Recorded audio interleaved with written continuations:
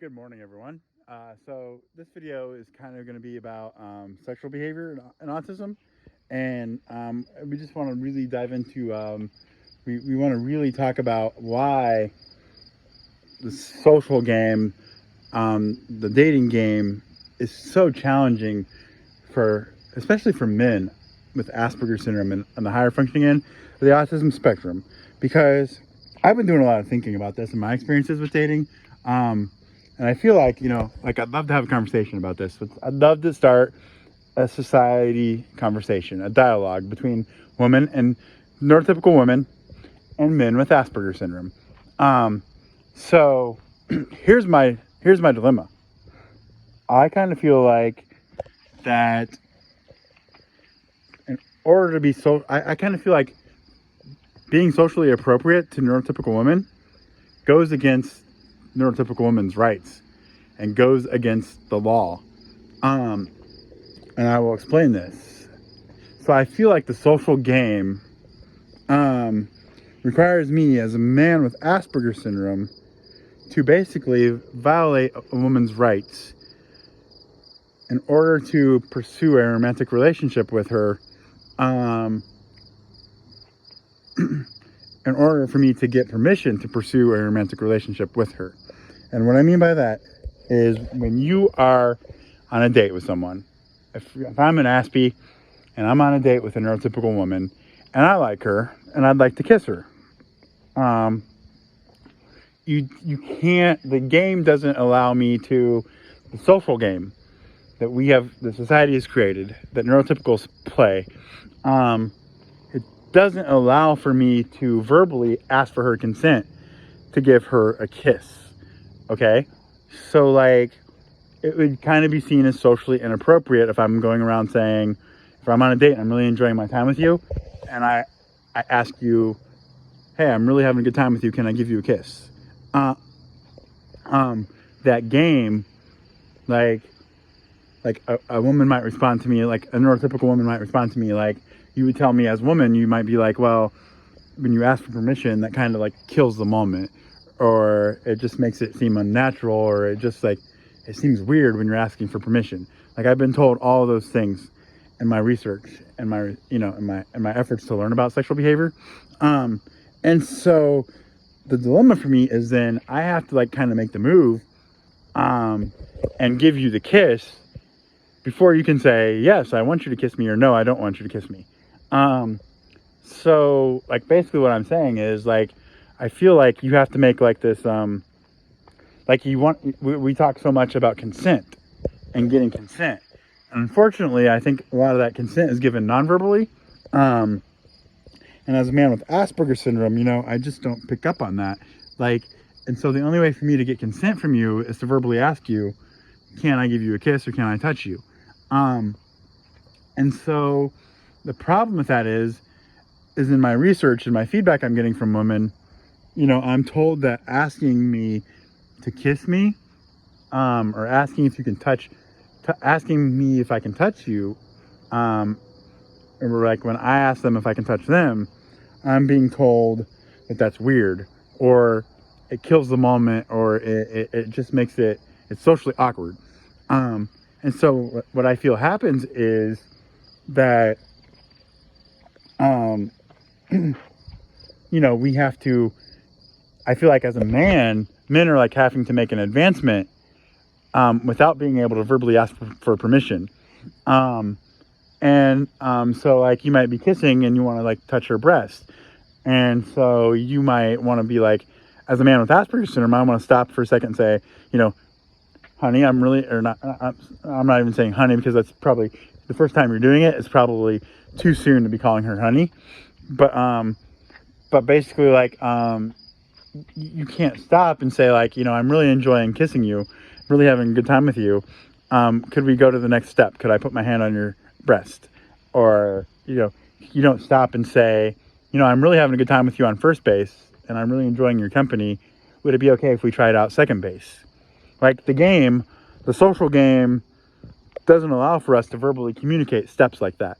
Because if we do, we're seen as creepy or weird or awkward and things like that. And so, unfortunately, my interpretation of the game is that it kind of goes against the law. And it also kind of like, it forces you to like, it makes women, I feel like the social game makes women vulnerable.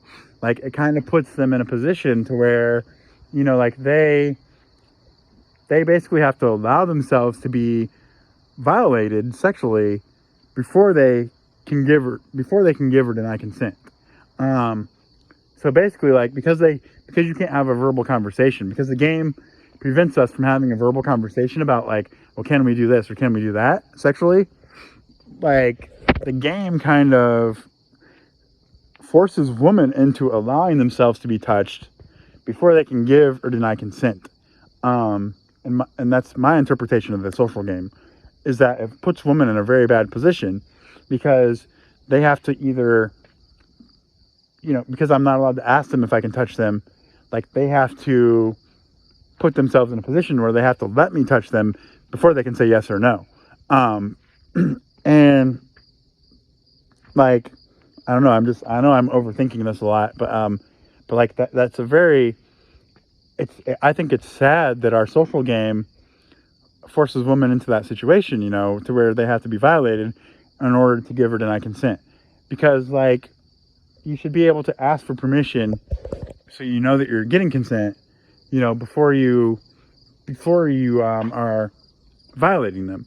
Like I don't understand why our social game goes against the law, because the law would say, like, well, you should always get consent from women before you touch them. But the social game says you have to, like, test out the water and see how she reacts to it. Because, like, she's technically, like, my understanding, and like, people can correct me if I'm wrong, but my understanding is she can't really, like, she can't really claim, like, sexual harassment or say that you're, like, harassing her until she's denied consent. So like if you touch, say you touch her and then she says no, as long as you respect her no, my understanding is you can't get in trouble.